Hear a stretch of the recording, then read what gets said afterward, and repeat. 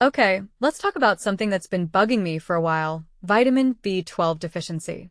You've probably heard the common myth, only vegetarians and vegans need to worry about this. But here's the twist, that's barely half the story. In fact, I'd argue it's the least interesting part. The real plot twist? Even if you're chowing down on steak and eggs daily, you could still be deficient.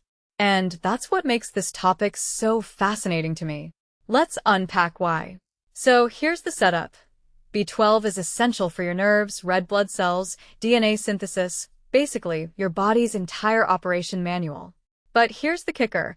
Absorbing it is like navigating a biological obstacle course. Stomach acid, intrinsic factor, a protein that sounds like a superhero sidekick, and a healthy small intestine all have to work in sync. If one of those steps breaks down, poof, B12 slips through the cracks. And this is where most people get tripped up. They think, I eat meat so I'm covered, but your gut might be staging a mutiny without you even knowing it. Let me throw a curveball at you. Pernicious anemia. Sounds dramatic, right? It's an autoimmune condition where your body literally attacks its own ability to absorb B12. No intrinsic factor? No absorption. And the worst part? Symptoms like fatigue or brain fog get blamed on adulting or getting older. I mean, how many people do you know who just shrug off tiredness as life? That's what makes this so dangerous. The problem is silent, slow, and sneaky as heck. But wait, there's more. Your gut's health is basically the gatekeeper for B12. Conditions like Crohn's or celiac, they're wrecking balls for your small intestine where B12 gets absorbed. And if you've had bariatric surgery, yeah, that's a red flag. Your body's anatomy has changed, so even if you're eating a perfect diet, it's like trying to pour water into a bucket with a hole in it. You're just not catching what you need.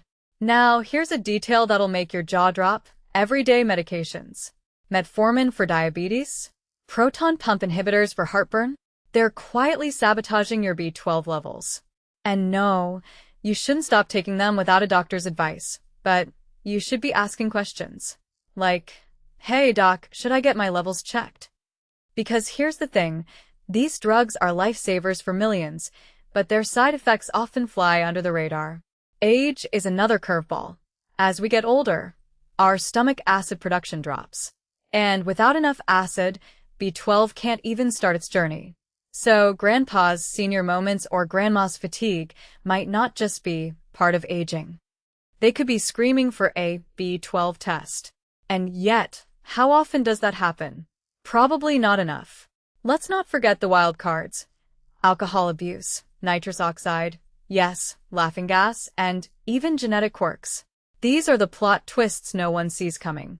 One minute you're fine, the next you're dealing with nerve damage from a deficiency you never saw coming. So, what's the takeaway here? B12 isn't just about diet, it's about your body's entire ecosystem. And that's why I think we need to stop asking, are you vegetarian? And start asking, what's going on inside your gut? Or, what medications are you on? Or, how old are you? Because the reality is, this deficiency is a lot more complex than most people realize. If you've ever shrugged off fatigue or tingling as no big deal, maybe it's time to rethink that. Because ignoring it could mean permanent nerve damage. And honestly, that's scarier than a B12 shot. So next time you're feeling off, don't just Google it, get tested. Your body's been trying to tell you something all along.